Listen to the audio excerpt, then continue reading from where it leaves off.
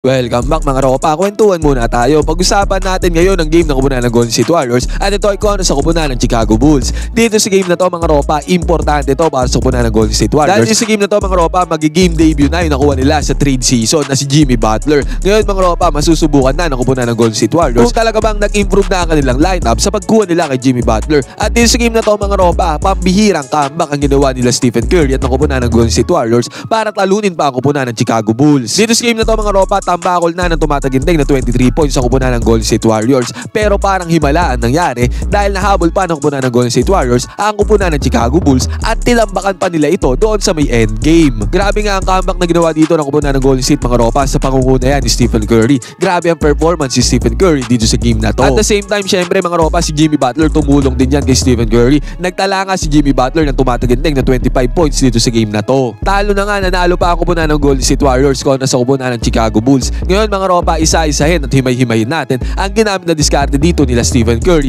para makambak ang kupunan ng Chicago Bulls. Ito ang pambihirang comeback ng kupunan ng Golden State Warriors mga ropa. Ito ang game analysis at breakdown. Comeback ng kupunan ng Golden State Warriors versus kupunan ng Chicago Bulls. Simulan na natin to. Okay game. At syempre dito muna tayo mag-start sa ginamit na starting five dito ni Coach Steve Kerr mga ropa. Dahil nga nandito na si Jimmy Butler. Starting point guard niya dito mga ropa, si Steph Curry. Shooting guard niya dito si Buddy Hield. Small forward niya dito mga ropa, si Jimmy Butler. Wala na dyan si Andrew Wiggins. At ang kanyang power forward dito mga ropa ay si Draymond Green. At ang starting center dito ng kupunan ng Golden State Warriors ay walang iba kundi si Quentin Post. At dito sa unang gameplay ng kupunan ng Golden State Warriors mga ropa, nandito sa may ibabaw ay si Jimmy Butler. Siya ang may hawak na bola dyan sa may ibabaw. At konting screenan lang ng kupunan ng Golden State Warriors dito mga ropa. Umangat naman si Buddy Hield dyan sa may 3-point area. Pasa ni Jimmy Butler kay Buddy Hield. Basket is good ang 3-pointer na yan kay Buddy Hield. Easy money. At ang sumunod na gameplay dito ng kupunan ng Golden State Warriors mga ropa, dito ang gandang play ang kanilang ginawa. Dito sa may ibabaw mga ropa, nandito yung bola. At pansinin natin si Jimmy Butler dito mga ropa na kung saan pumeke siya na pupunta siya dito sa may taas. Sa may kabig pabalik mga ropa. Ngayon sa kabig na yan ni Jimmy Butler mga ropa, nagkaroon sila ng opportunity dito para mag-alley-oop play. Iwan yung defender dito ni Jimmy Butler mga ropa sa simpleng move lang na yun. At ang resulta nito, easy 2 points para sa kanya. Basket is good. Pero sabi ko nga sa inyo mga ropa, tinambakan ng kupunan ng Chicago Bulls sa kupunan ng Golden State Warriors dito sa game na to.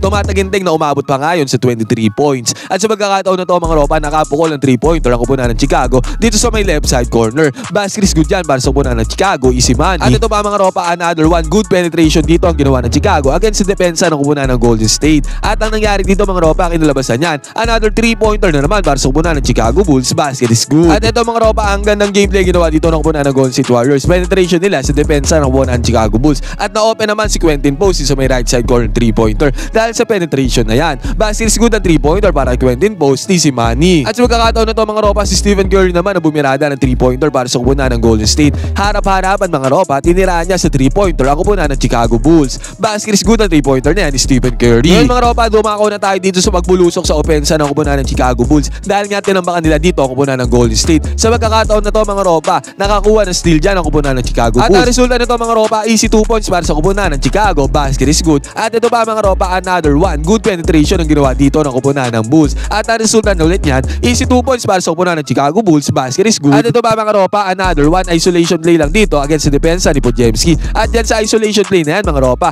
nakapagpundar na naman ang kupunan ng Chicago ng another easy 2 points para sa kanila. Basket is good, easy money. At dito sa transition mga ropa, nakapukol dito ng open 3-pointer ang kupunan ng Chicago Bulls. Panis dito ang transition defense sa kupunan ng Golden State. Sa pagkakataon na to mga ropa, walang bantay dyan, open na open sa may 3-pointer ang player na to ng kupunan ng Chicago. At ang resulta niyan mga ropa, basket is good ulit para sa kupunan ng Chicago Bulls. Easy money. Dito sa senaryo na to mga ropa, sa unang yugto ng laro, medyo malamya ang depensa ng kupunan ng Golden State Warriors. At sa pagkakataon nga na to mga ropa, nakakapukol sa outside ang kupunan ng Chicago Bulls dito sa may 3-point area. Another 3-pointer na naman to para sa kupunan ng Chicago. Basket is good ulit yan. At dito pa mga ropa, bukod na nga sa malamya ang depensa ng kupunan ng Golden State, pumapasok din talaga ang tira ng kupunan ng Chicago. At ito pa mga ropa, another one ulit. Tatlong magkakasunod na 3-pointers sa to. Another 3-pointer na naman ang pinukol dito ng kupunan ng Chicago Bulls. At yet mga ropa, pasok na naman yan para sa kanila. Kaya sa magkakataon na to mga ropa, tambakol talaga ang kupunan ng Golden State. At bukod ba dyan mga ropa, nagko-commit din ang kupunan ng Golden State Warriors dito ng turnovers. Nakakuha na naman ang good defense dito ang kupunan ng Chicago Bulls. At ang resulta niyan mga ropa, pass break para sa kanila. At ang tendency outcome nito, easy 2 points na naman yan para sa kupunan ng Chicago.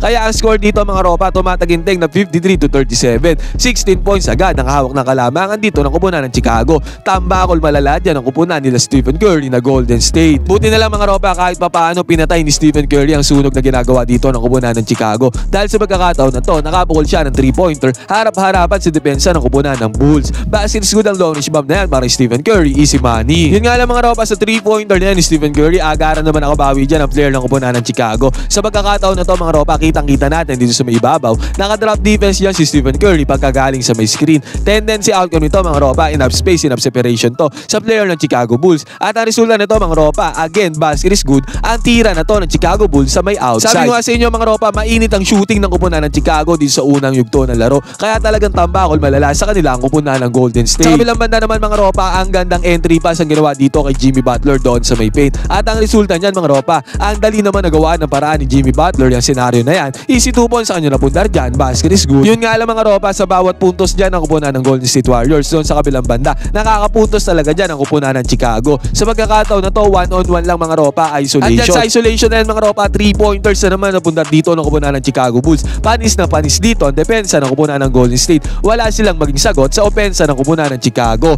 Basket is good ulit. At tayo pa magpaawat ng kupunan ng Chicago Bulls dyan mga ropa, dito si Kobe White. Nakapukol siya ng 3-pointer. Ang layo niyan mga ropa, pero still, pumasok pa rin yan kay Kobe White. At hindi pa dyan natapos mga ropa, back-to-back 3-pointers to para kay Kobe White. Another 3-pointer na naman mga ropa, pagkalayo-layo nito. Feel na talaga ng kupunan ng Chicago Bulls na lahat ng tira nila ay papasok. At dahil dyan sa senaryo na yan mga ropa, ito yung pinakita ko kanina doon sa start ng video. 80-57 ang score. Tambakol, malala ang kupunan ng Golden State. Ngayon mga ropa, kitang-kita nga natin dito mga ropa, 6 na minuto mahigit na ang lumilipas dito sa game. 0 field goals ang nagagawa dito ng kupunan ng Golden State. Pero sa pagkakataon na to, sa pagkakalabas niya notification na yan mga ropa, agaran naman pumukol si Steph Curry ng 3-pointer dito sa may right side wing. At ang nangyari dito mga ropa, pumasok sa wakas ang tira ng kupunan ng Golden State Warriors. At dito na magsisimula ang pagbulusok ng kupunan ng Golden State sa opensa. Basis good nga para Stephen Curry, easy money. At sumunod pa dyan mga ropa, tignan natin si Stephen Curry dito. Galing siya doon sa may ilalim. At kitang-kita natin yung movement dito ni Stephen Curry para mapunta siya doon sa may ibabaw. Pasa naman ni Draymond Green sa kanya mga ropa, familiar play to. Play na to mga ropa, paulit-ulit na tong ginagawa nitong mag-best friend na to. At sa magkakataon na yan mga ropa, agarang pinukol ni Steph Curry ang 3-pointer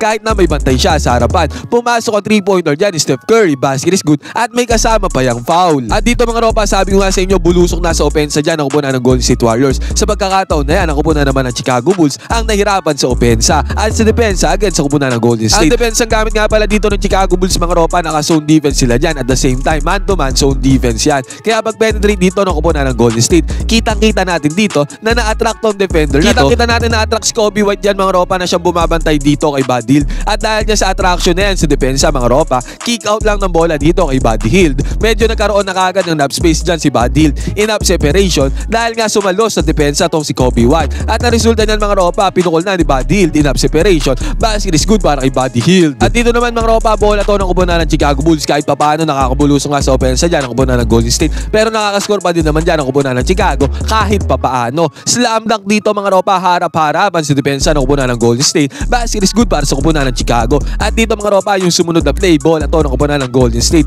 Kitang-kita natin dito mga ropa, nag-set ng screen dyan si Jimmy Butler. Pero yung screen na yan mga ropa, hindi yan ginamit ni Steph Curry. Ang nangyari dyan, rumol agad si Jimmy Butler pagka-set niya ng screen papunta doon sa may ilalim. Na-anticipate naman ni Stephen Curry ang gustong gawin dyan ni Jimmy Butler. Kaya binigay niya yung bola kay Jimmy Butler at si Jimmy Butler na ang bahala doon sa may ilalim. At ang tendency outcome nito mga ropa, nakapundar dyan si Jimmy Butler ng 2 points, basket is good. At ang sumunod pa dito mga ropa, this time si Podziemski naman ang nagbando para sa kupunan ng Golden State Warriors. Penetration niya sa depensa ng kupunan ng Chicago Bulls. At dahil sa penetration na yan ni Podziemski, basket is good din ang kanya nakuha dyan. Easy money, no problem. At sa pagkakataon na yan mga ropa, 89-80 na ang score. Natapyasan na agad ng kupunan ng Golden State Warriors. At kaninang 23 points sa kalamangan ng kupunan ng Chicago Bulls. Nakahabol na dyan ang kupunan ng Golden State Warriors sa pangunguna ng 3-pointers si Stephen Curry. At hindi pa dyan natapos ang pagbulusok ng kupunan ng Golden State Warriors sa opensa mga ropa. This time, si Moses Moody naman nag-penetrate dito sa depensa ng kupunan ng Chicago Bulls. Successful penetration naman to para kay Moses Moody mga ropa dahil nakapagpundar siya dyan ng 2 points against sa depensa ng kupunan ng Chicago. Basket is good. At sa sumunod mga ropa dito, si Stephen Curry ulit na may hawak ng bola dito sa may ibabaw.